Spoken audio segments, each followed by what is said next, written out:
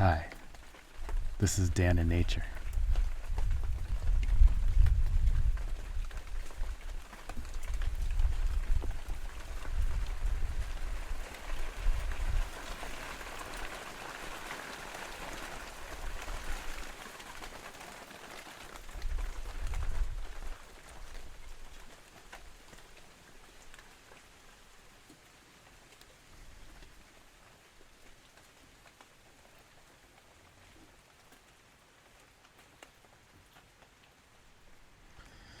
That was a beautiful sound, and I wanted you to be able to enjoy it with me.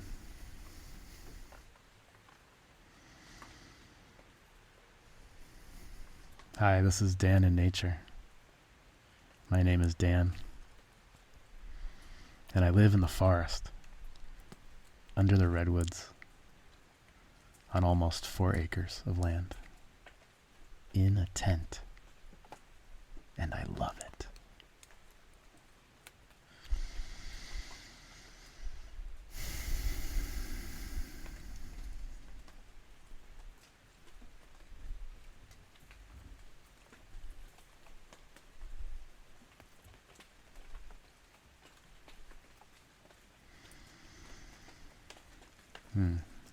I'll begin by saying this podcast is a story.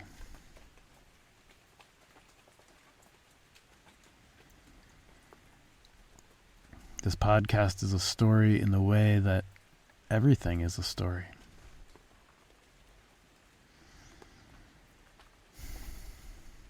And it's up to each one of us to interpret the meaning of that story for themselves.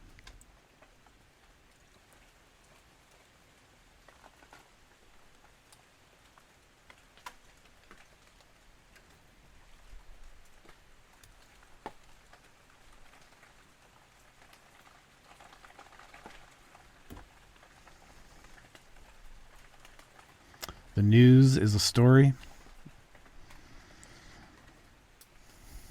School is made up of lots of stories.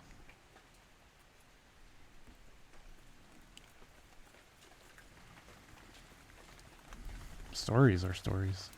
Stories are wonderful. I love stories. I can feel the raindrops as they hit me in the face and on top of my head. I can feel the splashes as they hit a branch in front of me and bounce off onto my face.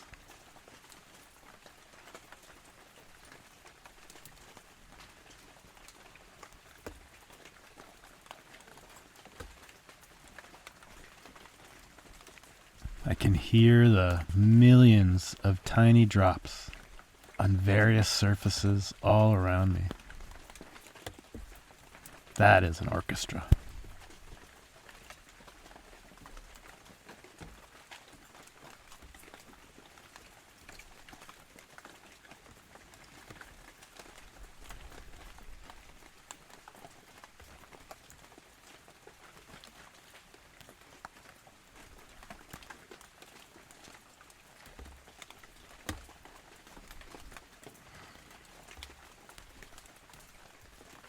I can see a few drops as they come close enough to the ground around me.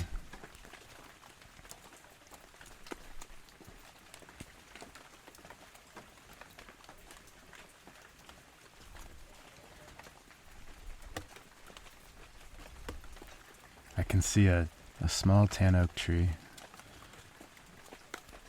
with rainwater saturating its leaves.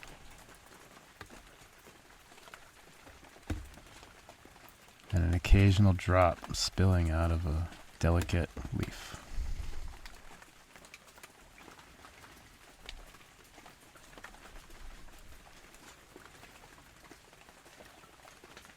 I can see redwoods.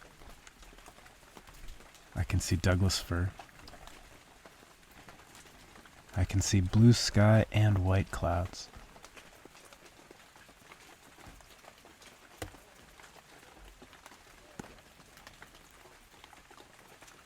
occasionally a water drop comes into my eye and blurs my vision until I blink.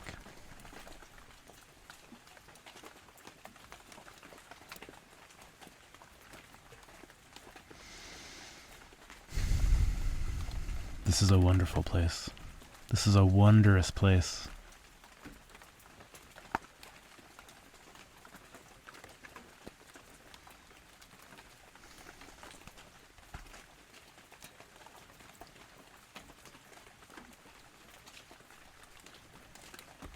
In the rain, under the redwood trees, this is a magical place. This is a magical place.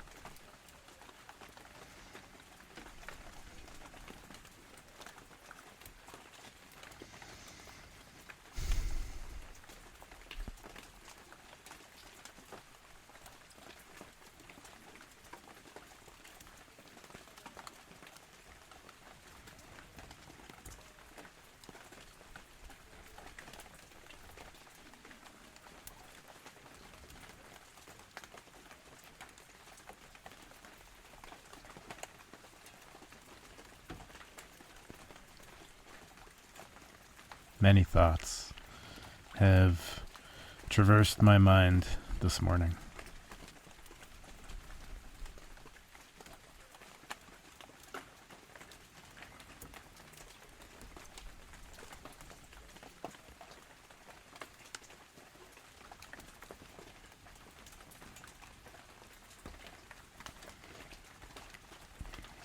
Some of the Douglas fir I see are young,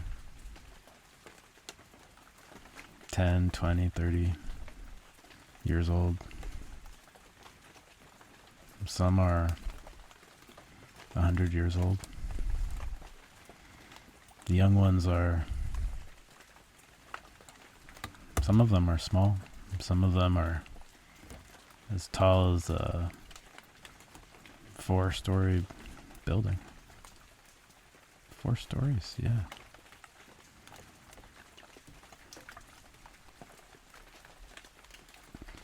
Some of the old ones are 100 feet tall. At least. Some of them, and especially the redwoods, are 300 feet tall.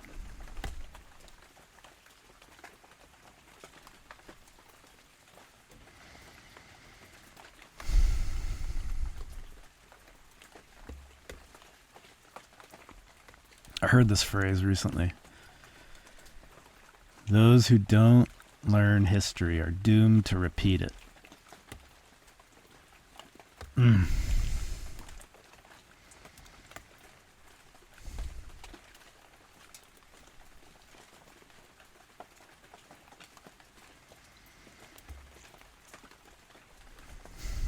Where do these untruths come from? They're not untrue. They're just no more true than the opposite. That phrase is just as true as its opposite. And I can think of many opposites. And that's another thing I thought about today is ways of moving against. Various ways of moving against. And this is a bit about perspective as well. I spent some time this morning thinking about politics.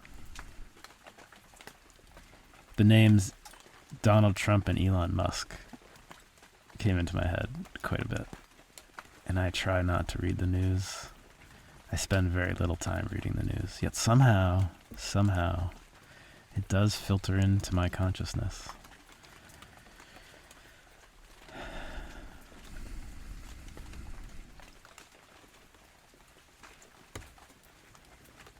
Family. I spent some time this morning thinking about family.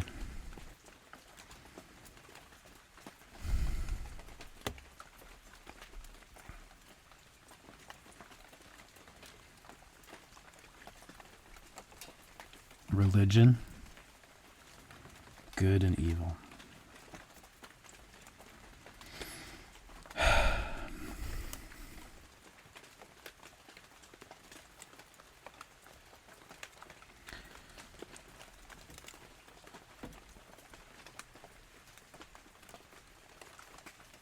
I'm making these podcasts for myself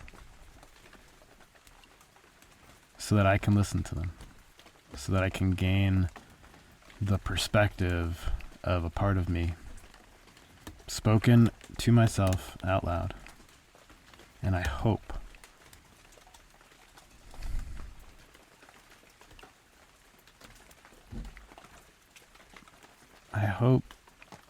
that these words find a home in many, many, many people. I hope that my words can bring peace and comfort and solace.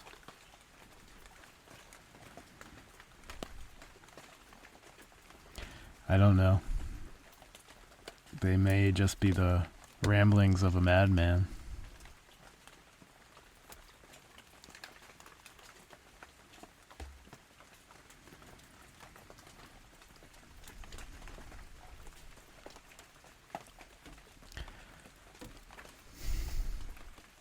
I believe that there's a chance that someone might find some comfort, some wisdom in these words. And so I take these words that I want to listen to and I post them. Dan in nature. There are so many trees. Can I approximate how many trees I see? I can try. Most of the trees around here are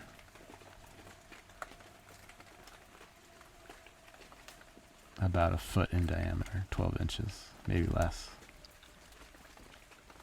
Some of the trees around here are 2 feet in diameter, maybe more.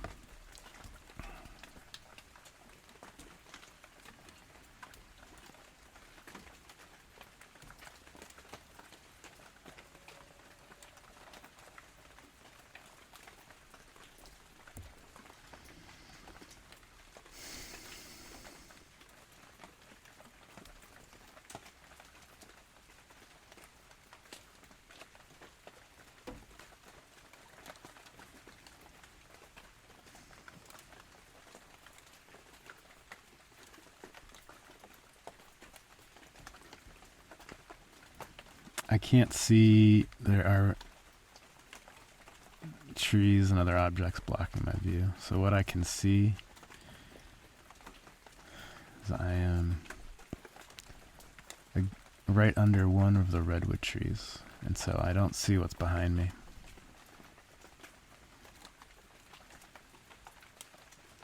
In front of me I see at least 300 trees. And all the other trees are blocked. There must be thousands of trees here. Thousands upon thousands. But I can't see them all right now.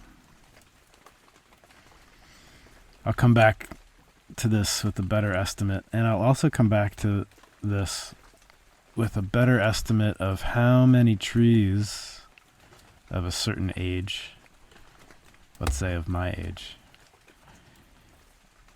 how many trees of my age will it take to convert all of the molecules of carbon dioxide that I exhale back into oxygen?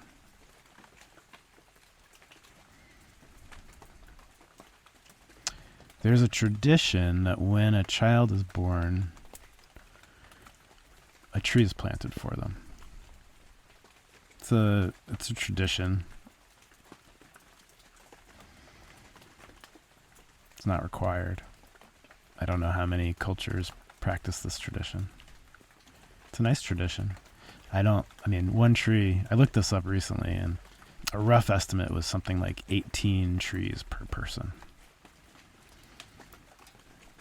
That 18 trees of a certain age, right? Because you can imagine that like a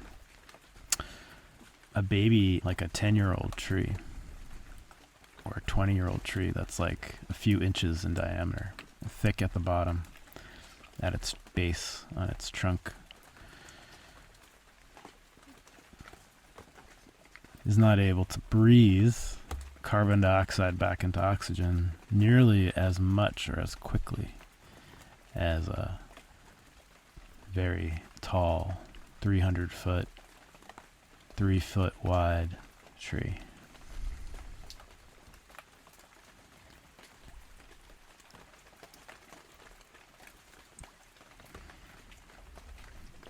So a rough estimate of a certain age tree, I won't even say what age because it's not a good estimate, it's a rough estimate, was 18 trees per person. Large enough. Could exchange the amount of air that I've taken.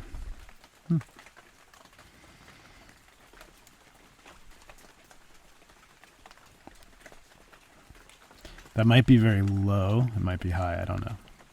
I will come back to this with a better estimate. But a tree that's planted when a baby is born, one tree, it doesn't have any leaves when a baby is born, and a baby starts breathing as soon as it's born. In fact, I believe that is the definition of born, is it takes a first breath. Before that, a baby is almost like a fish. Breathing underwater.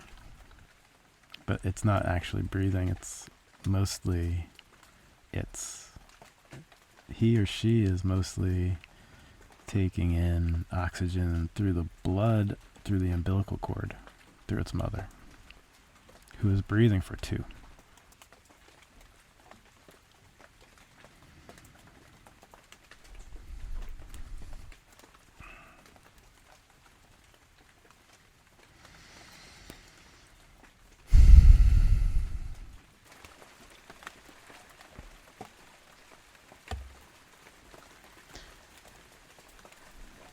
When the summer comes, I'm gonna miss these days in the rain.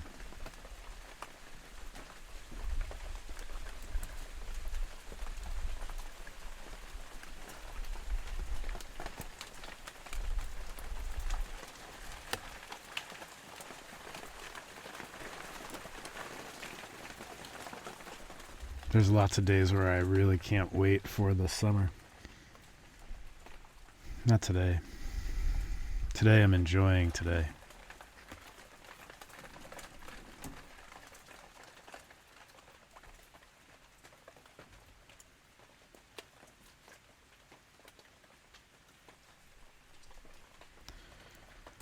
Let me go back to this idea. Those who don't learn history are doomed to repeat it. I heard that statement made the other day. I think I felt angry. Not at the person who made the statement, but at the idea itself. Not at the idea itself either. I felt angry towards the perpetuation of the idea that those who don't learn history are doomed to repeat it.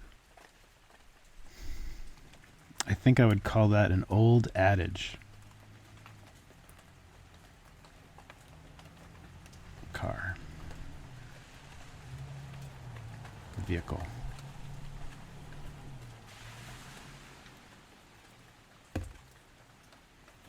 Raindrop on board.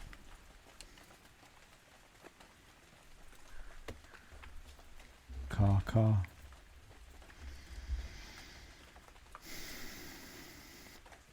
Who says those who don't learn history are doomed to repeat it? And what does that even mean, that they're doomed?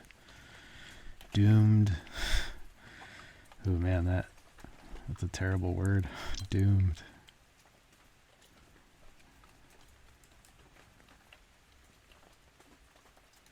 I used to play a video game on the PC called Doom.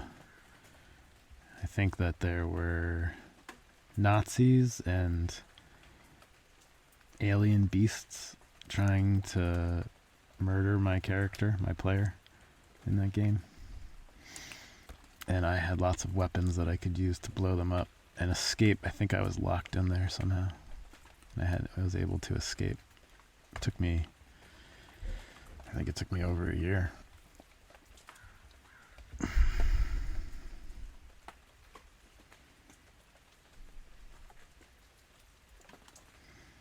Doomed.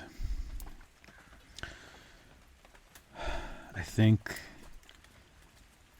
we are all bound to repeat history.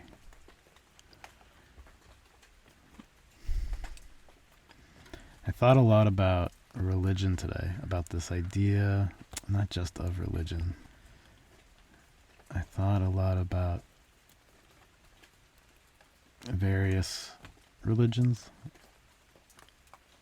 like Catholicism. Is that the word? Catholics.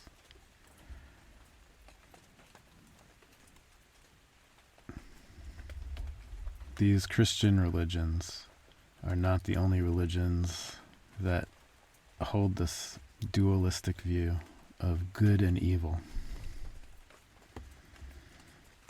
They are a significant force in the world.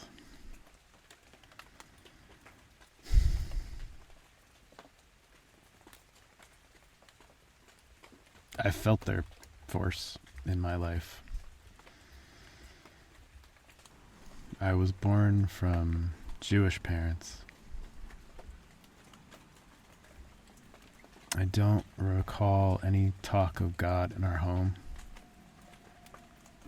So I don't know what my parents believed.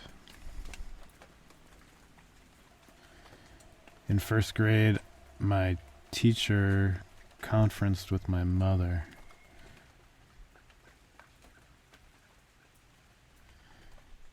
I'm not the fastest reader. I actually read very slowly compared to some of my peers. And I used to think of that as a real disadvantage. And in fact, I heard from my mom that my first grade teacher called her in for a conference and told my mom that I was not a good student and that I needed to be held back. That's what I heard. And my mom was furious. Not a good student. My poor mom. I don't know. I don't know if she knew how to take that information. I think that was difficult for her. She had a learning disability, and that I believe my mom grew up thinking that she was dumb. She grew up in a house of some very bright people who, some of them were undereducated, like my grandparents.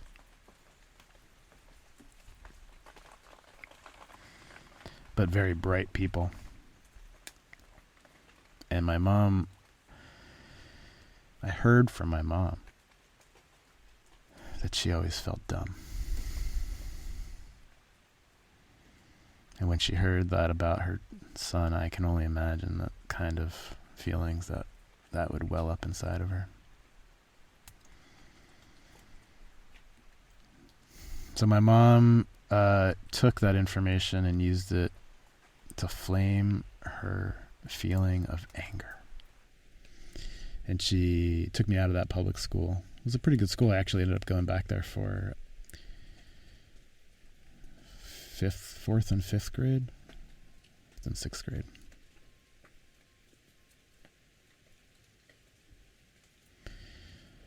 But for first and second grade, I believe my mom enrolled me in a private Jewish school.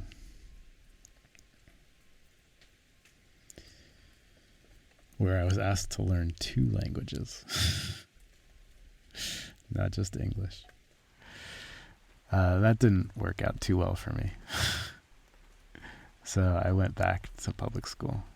And I had a wonderful teacher in 5th and 6th grade, Mrs. Bezdefka. For sure it was a difficult name to say even then.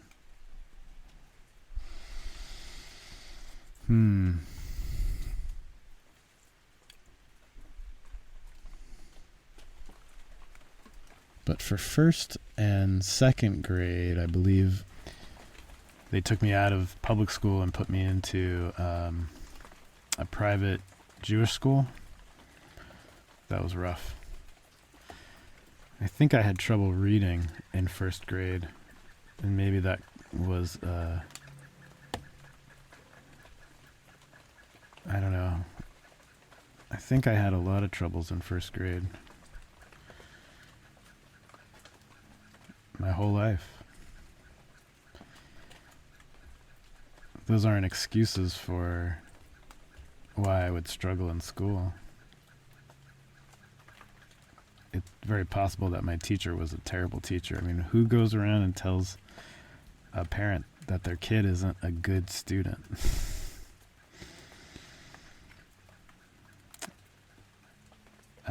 My guess would be a teacher who felt like they weren't good enough and didn't want to feel that way, and convinced themselves that it wasn't their fault, that the student was the problem, or that the parents were the problem, or that the school was the problem. All of these things are true. A teacher does not work in this universe alone.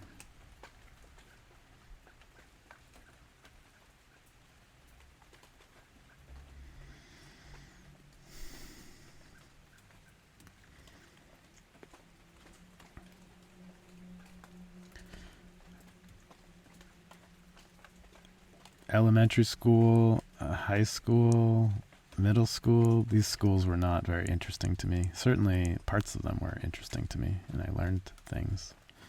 In fact, I think I had a B average.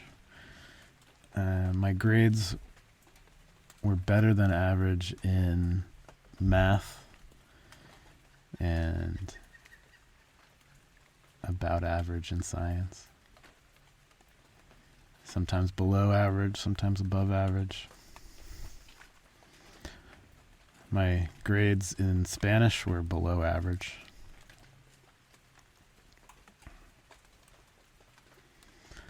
I've found that I can describe myself as a slower reader.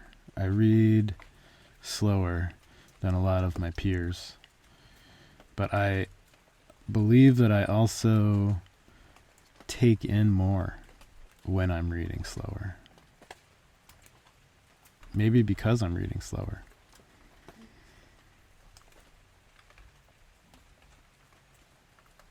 So, for example, if I read a physics textbook, which is a textbook that I've read before, because nothing in school made sense, and there was a textbook for physics, I read it slowly over and over again because it didn't make sense, but eventually it made sense. I guess I read it slow enough.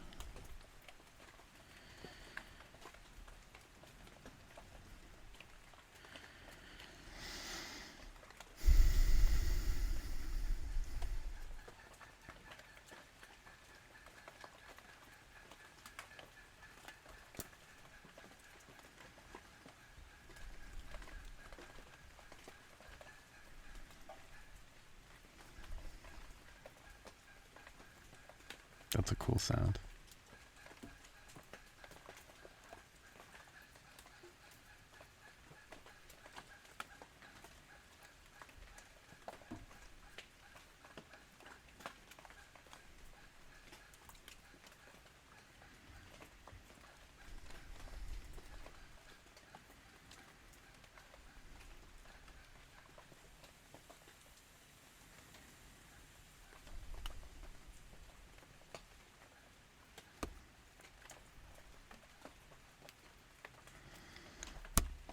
I spent some time this morning thinking about I'm going to call it the dichotomy of good and evil.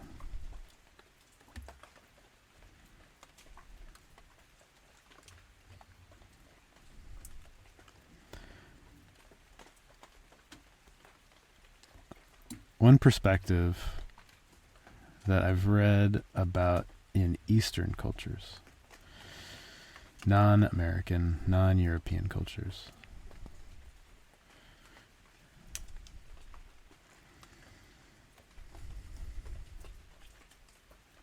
it's interesting to me that they're called Eastern cultures in the first place. If you split the map, if you turn the map of the spherical Earth into a rectangle somehow, you can't really turn a sphere into a rectangle.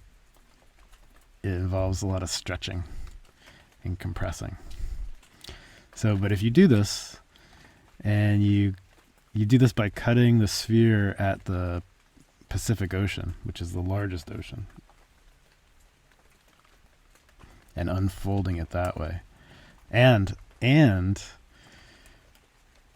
holding the north part of the globe up and the south part down, which you would only do if you lived in the north part of the world. If you lived in the south part of the world, you'd most likely make a map where the south part of the world was on the top. That's how I would do it anyway.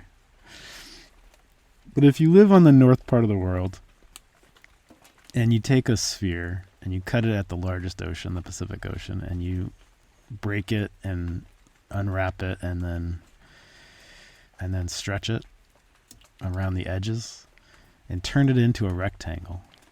Okay. Then on the right hand side, if north is up, then on the right hand side, which is labeled east, then you have countries like China, Japan, India, Australia. And on the left-hand side, you have countries like North America, South America, Brazil, Chile, Mexico, Canada. If you're looking at a political map in the first place.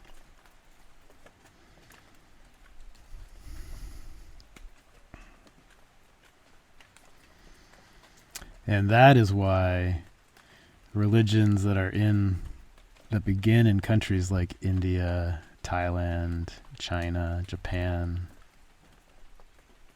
are considered Eastern religions, whereas American and European religions are considered Western religions. I think if you split the map on the Atlantic Ocean instead of the Pacific Ocean, then the middle of the map would be a big Pacific Ocean. Let's see, I have to do this mentally. This is hard for me. This mental 3D unwrapping.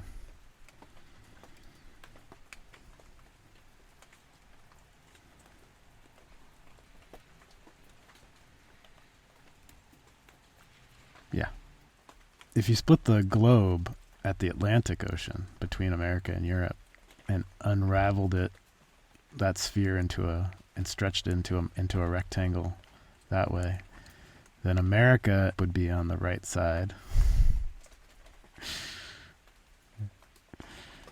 and Asia would be on the left side. And Asia would be called the Western religions and America would be called the Eastern religions. But that's not the map that we have. That's not the map that we picture. That's not the map that we buy at Amazon or Walmart.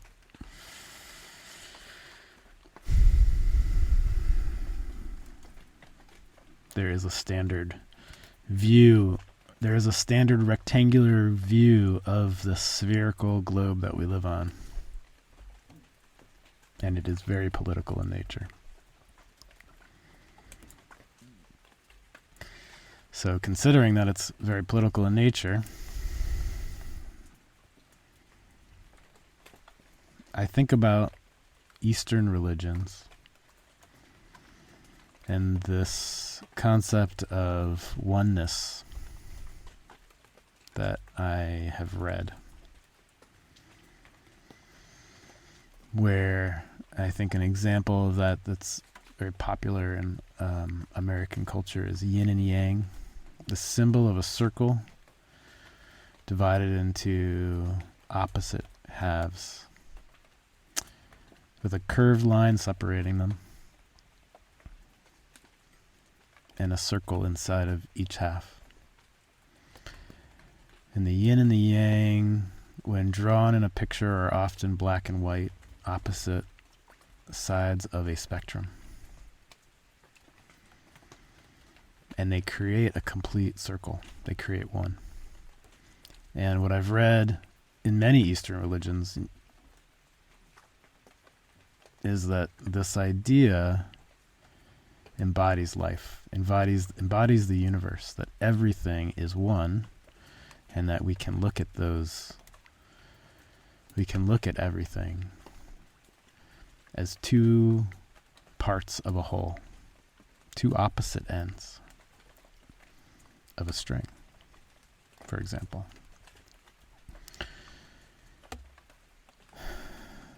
You have up and down, left and right, east and west, big and small.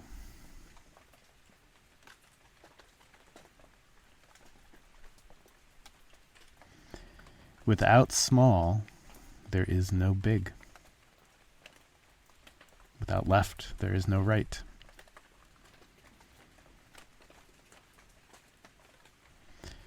Good and bad, good and evil, is one that is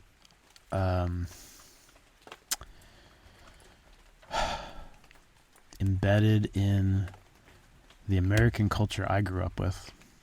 Even though I didn't grow up in a very religious household,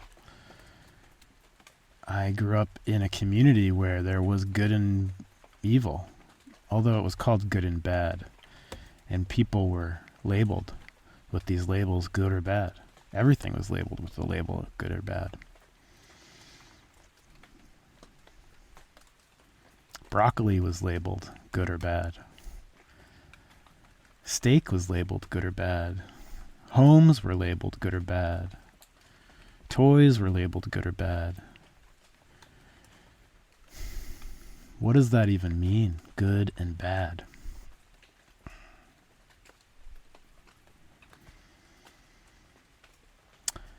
I believe an objective of religion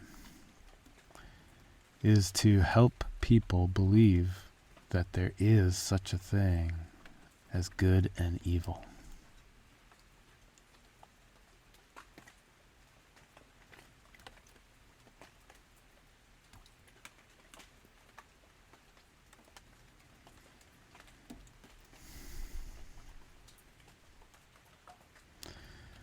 That there is a truly objective good and evil.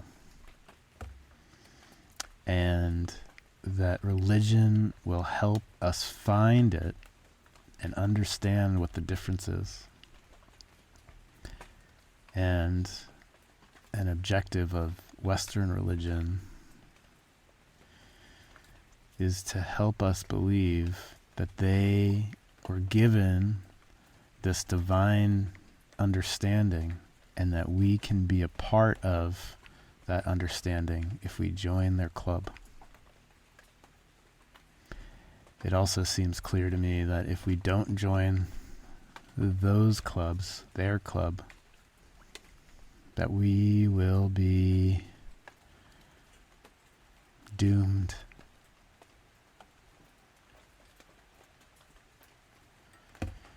It's a myth. These are all stories. These are all stories. Even this podcast is a story. This story is a story. Everything that anyone says is a story. And every story has some truth to it. And every story is incomplete. Because there's only so much that we can say on any particular topic. And there's so much that we don't realize we haven't said.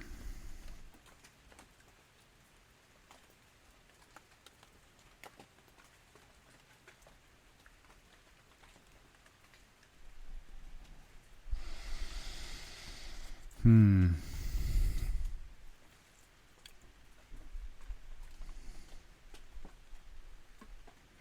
and Evil. Good and Evil is a story that we tell ourselves.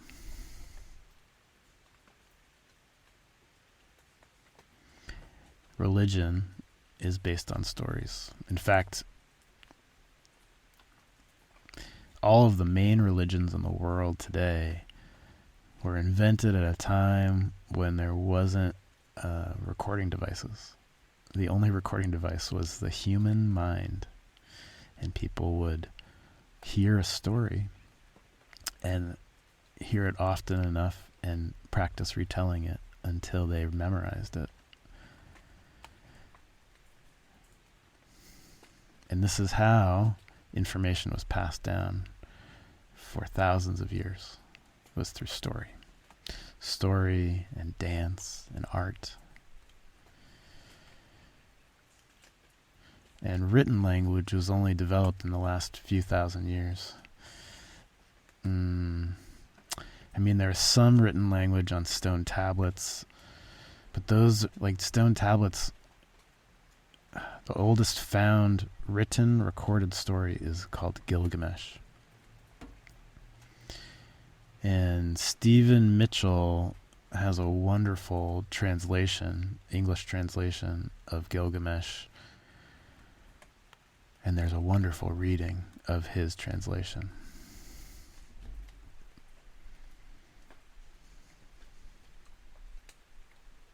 Gilgamesh.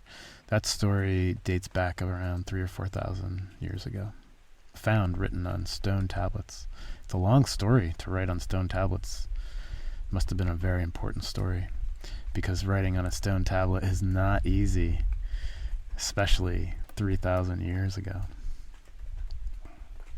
But like written recordings of the Old Testament, the New Testament, these really don't go back even 2,000 years. These go back less than 2,000 years.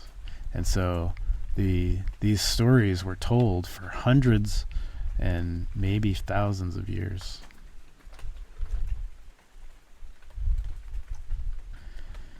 Some of these stories were passed down through spoken word, through remembering.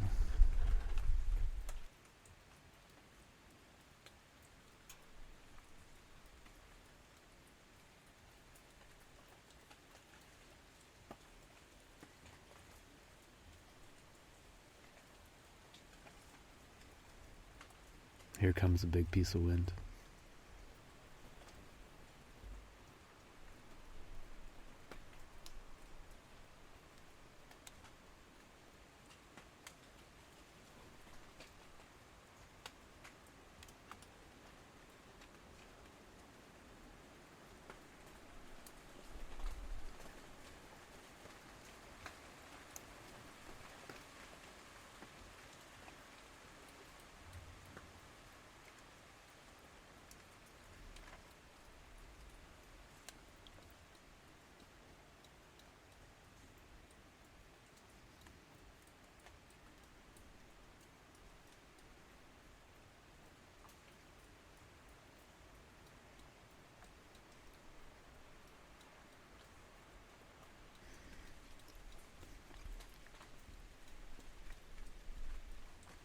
In the summer, I plan to build a series of small decks up on the hill, so I can pick a new spot every day of the week. A spot where I can sit and just observe.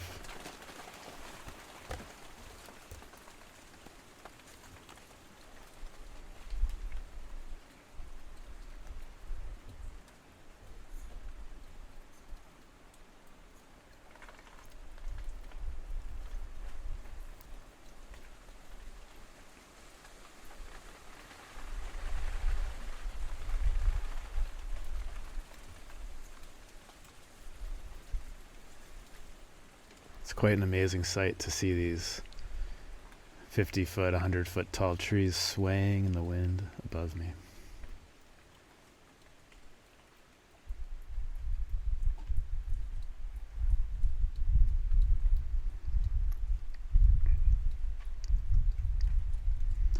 I don't think religion is evil. I don't think that religions have any intent on harming people. I believe that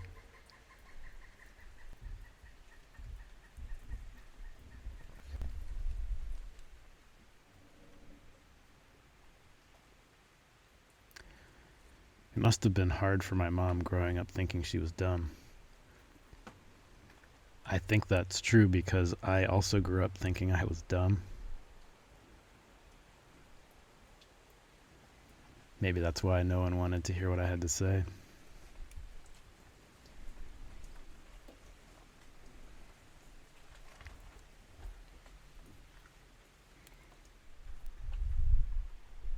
One perspective to take is that without smart, there is no dumb. And so some people want to feel smart, and in order to do so, they need to be able to point at what dumb looks like and say, I'm not that, I'm the opposite. And I believe that religion tries to do this with good and evil, good and bad, right and wrong. Look at me. You want to know what good and right looks like? Look at me. You want to know what bad and evil looks like and wrong? Look over there. I'm pointing at it. You can't see me, but I'm pointing at it. And in fact, sometimes when we point at a thing and we say that's bad, we define that thing as bad, we are unable to see any good in it.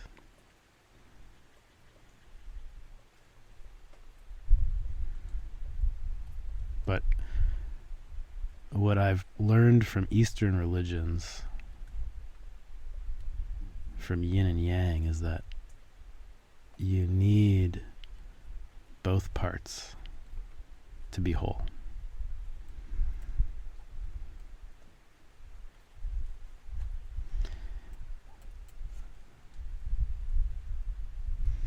I've seen headlines and posts that compare Donald Trump and Elon Musk to a Nazi regime. And certainly there are many people in the world who see the Nazi symbol, the swastika, as a definition of evil.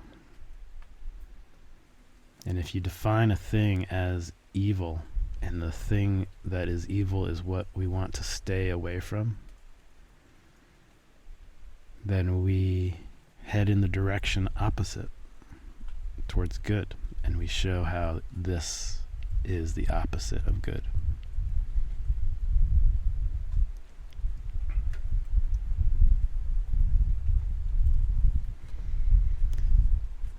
It's interesting to me that it's interesting to me. That's a phrase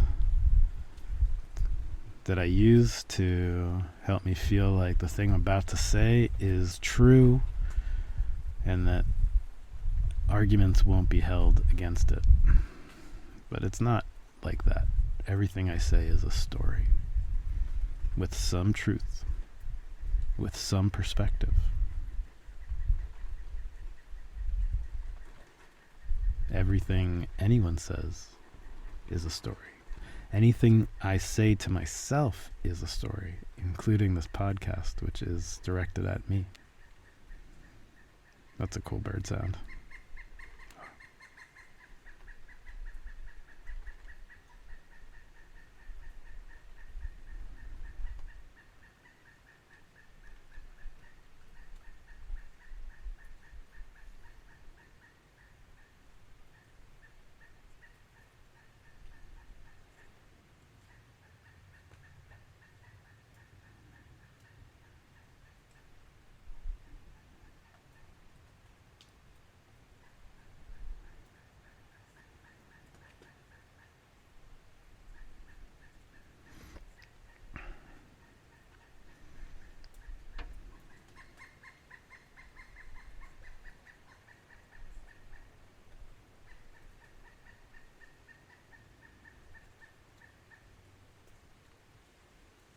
I feel like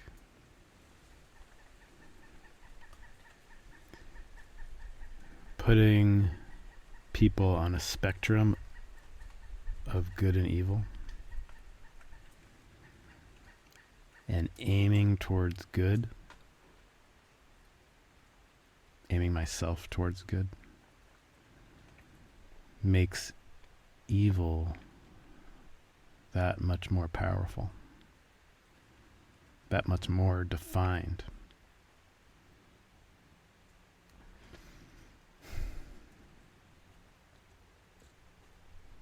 I don't think of Donald Trump and Elon Musk as evil.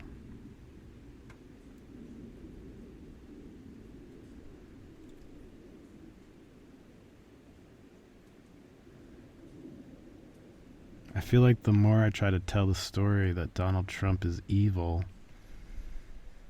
the more evil he will become.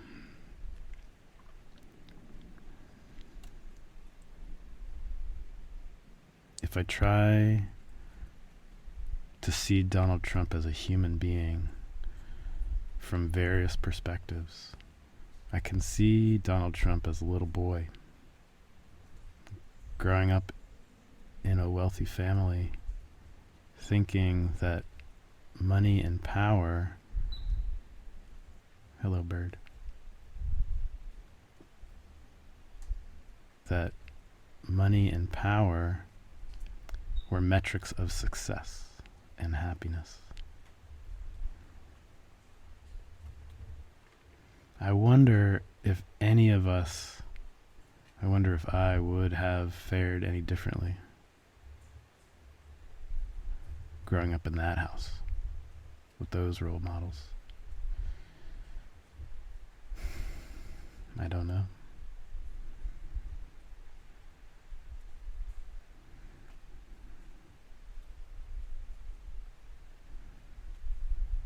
What would any of us do with that kind of power right now, today? I don't know. I know what I think I would do today. Today I don't have that kind of money and power. But having that kind of money and power would tend to lead me to make decisions different from the ones that I would make today. So I can't predict what I would do. I can only say what I think I would do.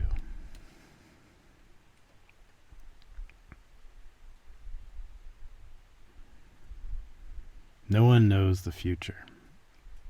And anyone that tries to tell you that they know the future or can predict the future accurately is a swindler. Is trying to swindle.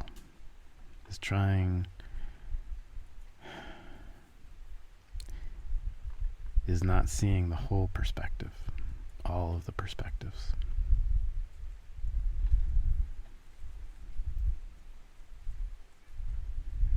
Isaac Newton, there's a story that Isaac Newton discovered gravity when an apple fell on his head. Oh, it's called an apocryphal story. There's an apocryphal story that goes that Isaac Newton discovered gravity when he was working in an apple orchard and an apple fell on his head. It's a story. Isaac Newton didn't discover gravity. And he might have discovered it in the way that all of us discover it as babies. When we fall down for the first time and we realize it, and we realize that we don't want to fall down because it hurts. I think that's when each of us discovers gravity. What those words mean is that, or what they try to express is that Isaac Newton was the one who translated this idea into a mathematical idea, into a formula. And whether he was the first person to do this or not, I don't know. But he was able, in his later years, to work in a powerful position where he was able to rewrite history. So his story is not necessarily history, but it is now a part of our history. Because if you look up in any encyclopedia, you will find that Isaac Newton discovered gravity, formulated gravity. Very few stories go on to explain that he was the head of Great Britain's Science Society. And he's written a book on calculus. And he believes that he invented calculus. And Leibniz, who in another part of the world also invented calculus at the same time, maybe earlier, did not get credit because Isaac Newton was the head of the British Royal Society.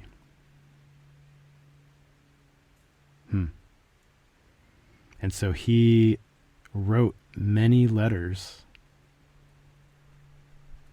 claiming that Leibniz was a fraud, pretending to be other people. It was Isaac Newton who was the fraud the whole time. But that's not written in most of our history books. It's not written in most of our physics books.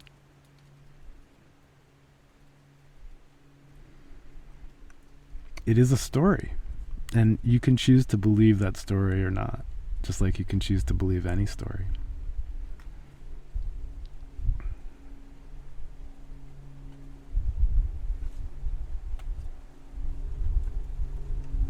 I saw a plane earlier today when the clouds broke for a few minutes, and I saw are they called chemtrails, or is that a conspiracy term? I saw its fumes coming out of its tail. And I saw those, we'll call them chemtrails for now. Certainly they are made of spent fuel. And they have chemicals in them, so we can call them chemtrails, whatever that means. And I saw these chemtrails, these beautiful parallel lines, drifting to my right. It was incredible. And I realized that the clouds also were drifting to my right, and that the wind was blowing all of the air to the right, and it was amazing that the plane was flying straight at all through this very windy, wavy atmosphere.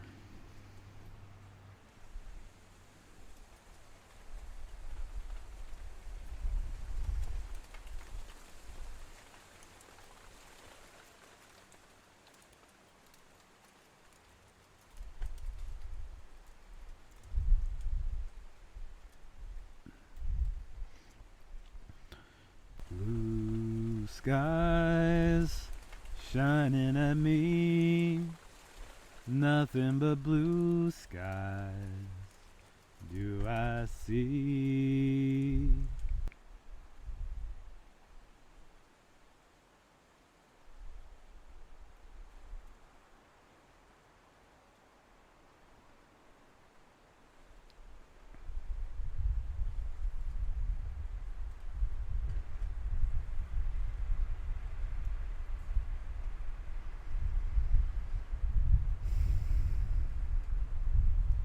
I spend a lot of my time, thinking about people I don't know, like Donald Trump and Elon Musk.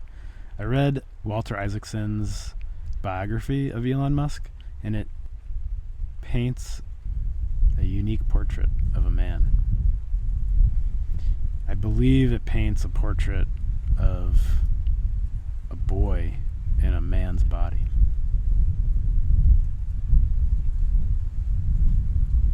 Someone unable or unwilling to look at their feelings, someone who wants the world to be the way that they think it should be and is unwilling to hear another story, and is unwilling to share.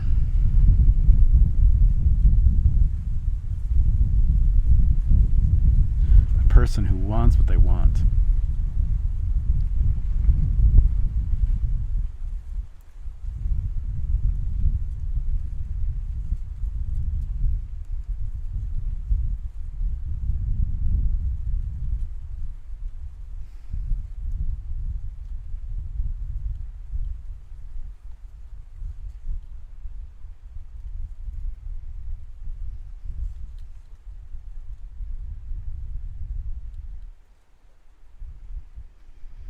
We all want what we want, and some of us take what we want, and some of us ask. And sometimes all of us take what we want, and sometimes all of us ask. Someone like Donald Trump and Elon Musk are on a world stage, and everything that they do is scrutinized, and I'm not on their side, and I'm also not against them. There is this idea in mathematics, and I learned it in physics, called orthogonality. Perpendicular lines. Lines that do not run opposite each other and do not run toward each other and meet at only one point.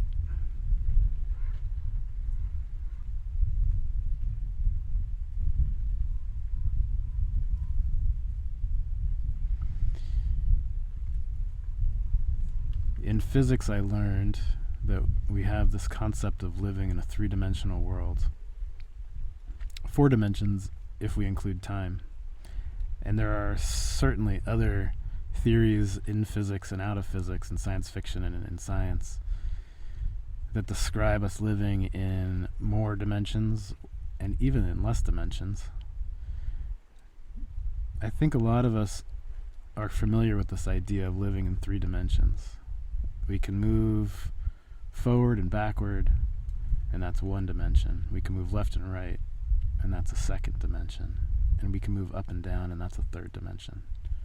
Moving up and down doesn't in any way affect how far I've traveled forward or backwards. If we put good and evil on a spectrum like we do right and left, I can travel to the right as far as I want.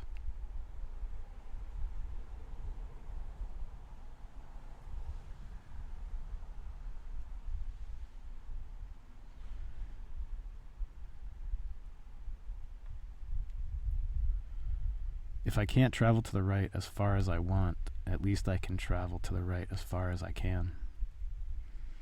And if I can't travel to the left as far as I want, at least I can travel to the left as far as I can.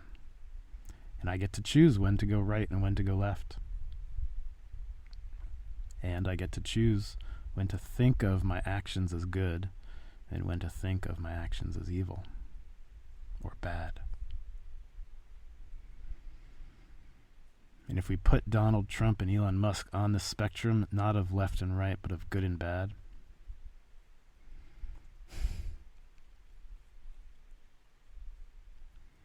we can put them right anywhere we want.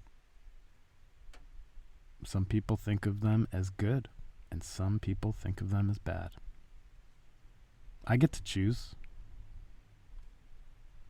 I get to choose where to put them on the spectrum. If I choose to put them all the way in at infinity, all the way to the end of the spectrum of bad, then I have made them the definition of bad or evil. And as I talk about them, I would talk about them as being bad and evil. And I would talk about what I would want would be the opposite of these people. If I do that, I ignore the humanity of these people, that no one is a thing. Donald Trump is not good or bad. He's not right or wrong. He is Donald Trump.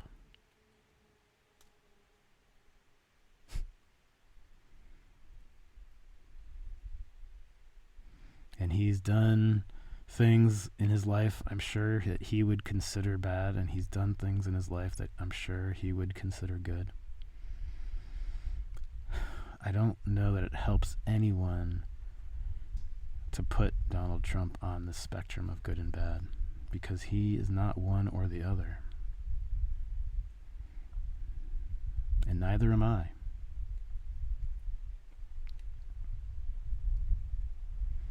The more I try to strive for goodness, the more I see evil in the world.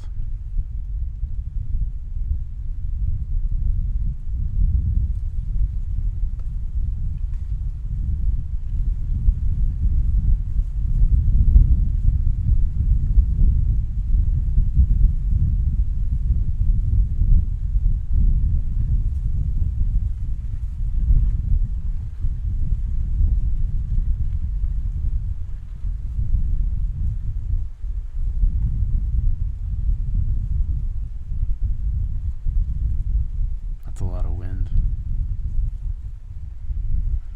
So in physics and in mathematics, we have this idea of orthogonality, that there can be these different directions that are not opposite each other. Left and right are opposite each other, but left and up are just different. They aren't opposite each other. They're separate. So instead of fighting against what I view as bad choices by working to make people see that Donald Trump and Elon Musk are evil people, instead of that, I can work on a perpendicular spectrum. I don't have to compare myself to them at all. Instead of trying to be less like Donald Trump, I can try to be more like Dan in nature. I can try to be more like me. Me isn't good or bad. Me is me.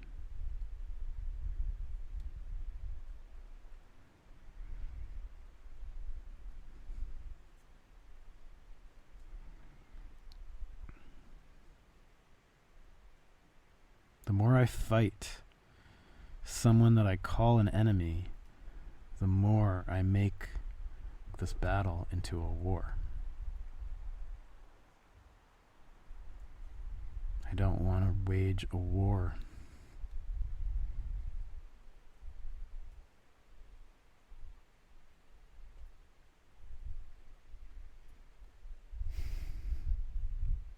I'd love to be able to wage peace. I can do neither. I can live my life. I can make my choices. I can stand by my choices, or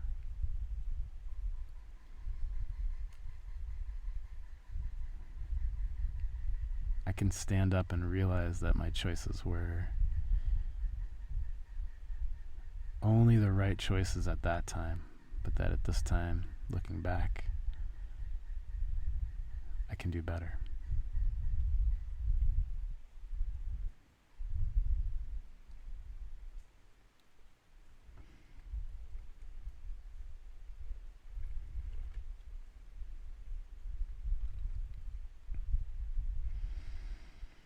There are many aspects to history, and some of those aspects were written by, many of the aspects of history were written by the victors,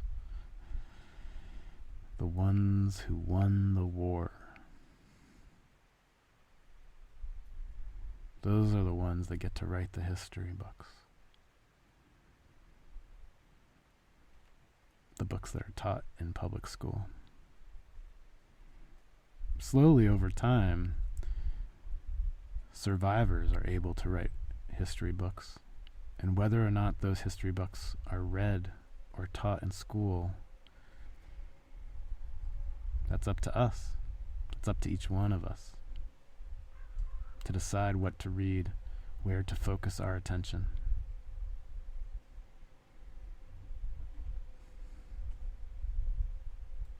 I try not to focus my attention on politics, but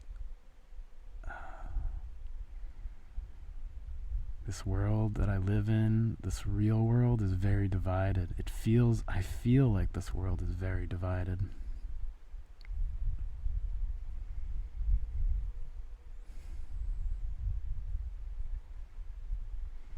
I don't want to be one of the people who divides us.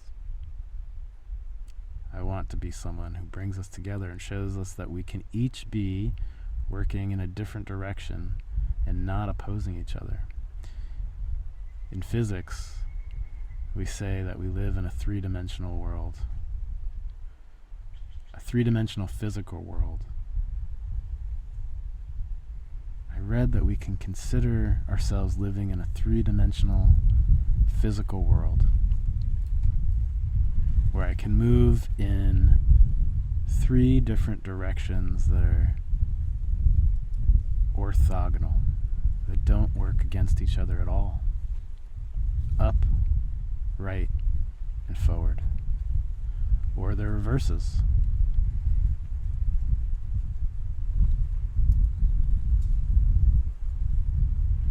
And then one day, the story goes, time was added to the dimensions as a fourth dimension, not a physical dimension, but a fourth dimension nonetheless. So now we can move in 4 dimensions. Unfortunately, no one has figured out how to move backwards in time. And all we can do is remember what backwards in time looked like.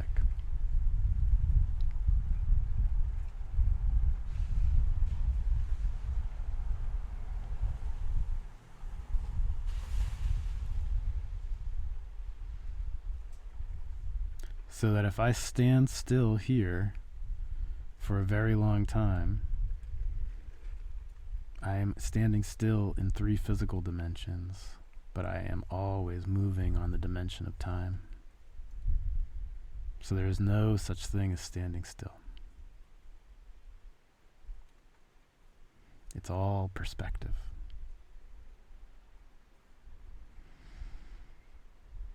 The theory of relativity is also about perspective. It's this theory, this story of relativity paints a picture of perspective as being crucial to the understanding of the universe. That one person moving can be seen as that same person standing still, and the rest of the universe moving around it. Both of those perspectives are true.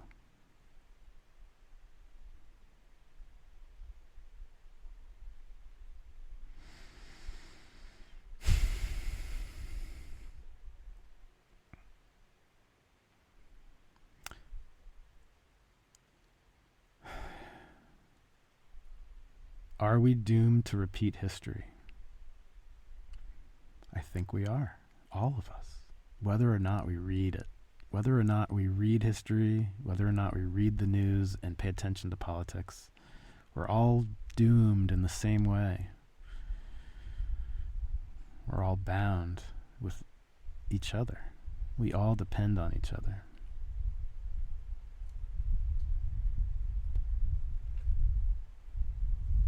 And I don't live in this world alone, and I can't save this forest by myself, even though I own the deed to it. It will die one day if the rest of the world burns. It doesn't have to. Every one of us gets to choose their actions at every moment. And at any moment, any one of us can choose to change.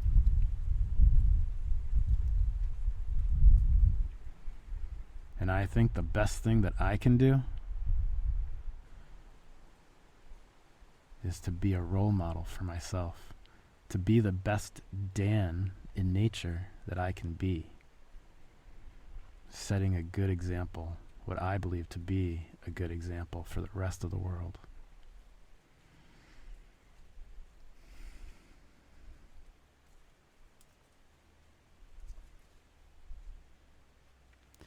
All of us are both bound by reliving parts of history and freed from the burdens of the past simultaneously.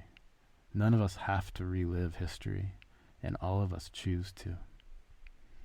Because that is what we know. We know what happened, and we don't know what will happen. And the scariness of the future can feel scarier than the ugliness of the past.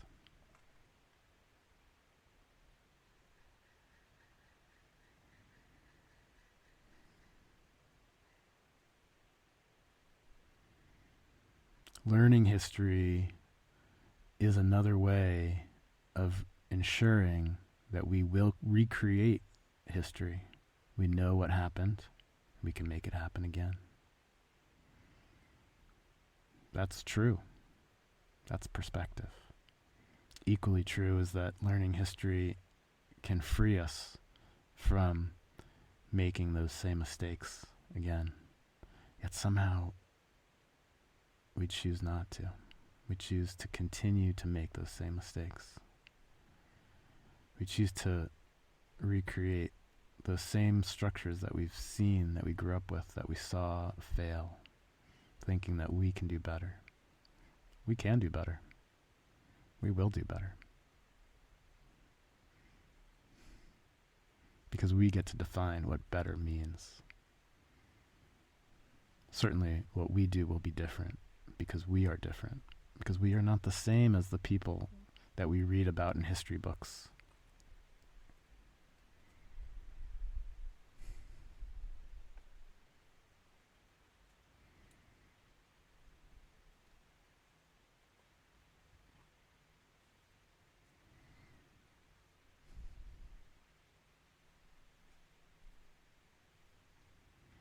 If I stop comparing people to being good and bad, and remember that people are people,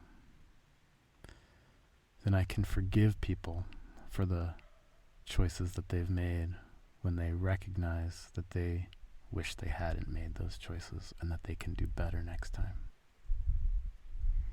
It feels so much easier to join a group who claims to know what good and evil look like and where to find it, and give me instruction booklets on following directions, how to find good and leave behind evil. But those are stories.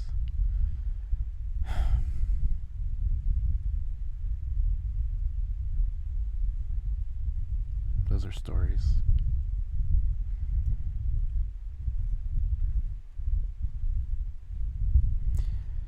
And it might feel good to join a group like that, because then I become a powerful person, because I have an entire group to back me up, as long as I follow those instructions.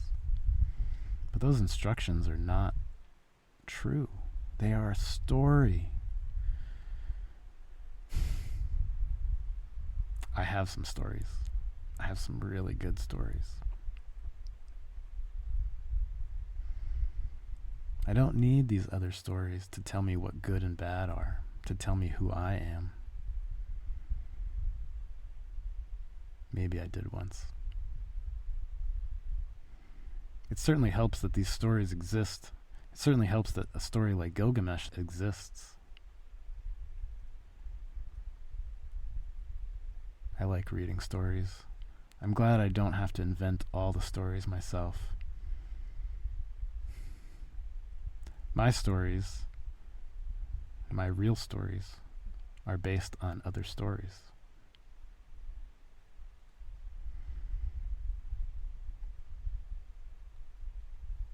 A show that I watch that I find a lot of wisdom in is BoJack Horseman.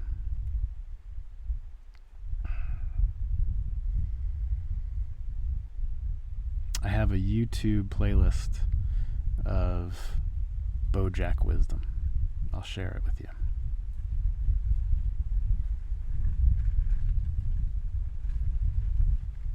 There's a lot of ugliness in that show.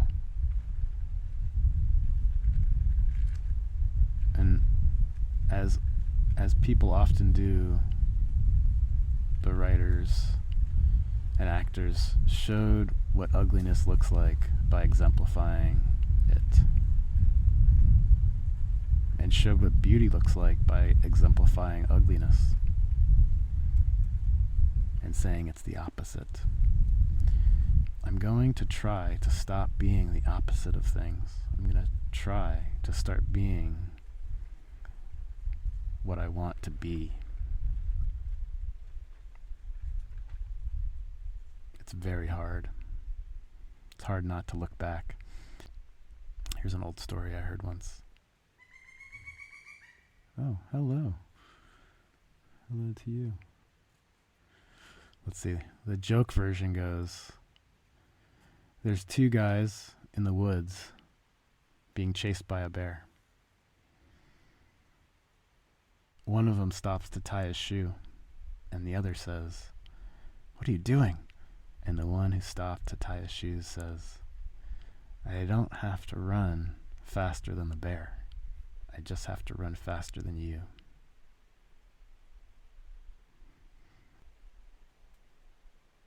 The story goes that there is a monster chasing you.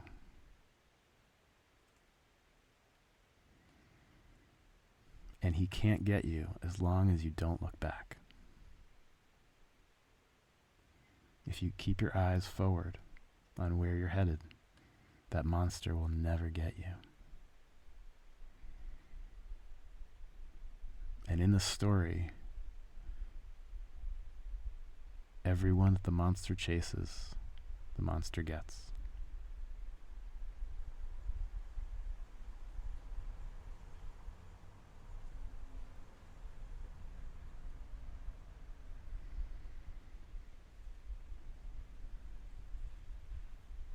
And the reason that the monster will always get you is because there is not a single person who, after being told this story, would be able to keep their eyes ahead. The story goes that it is human nature to always look back, and to especially look back when we are told we can't.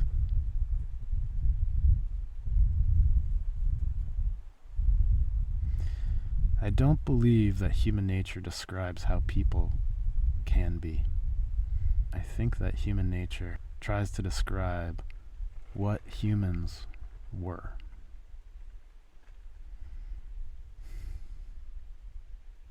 No one can know what humans will become. That would be a prophecy. Prophecies are not real.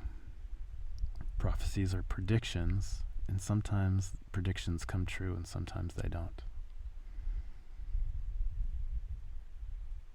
Prophets are always right, and that's not real.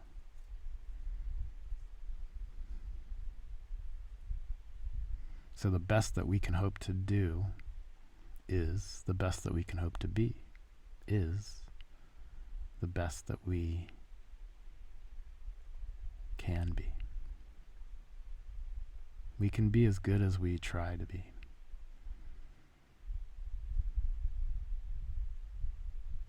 If we keep trying, we'll get there.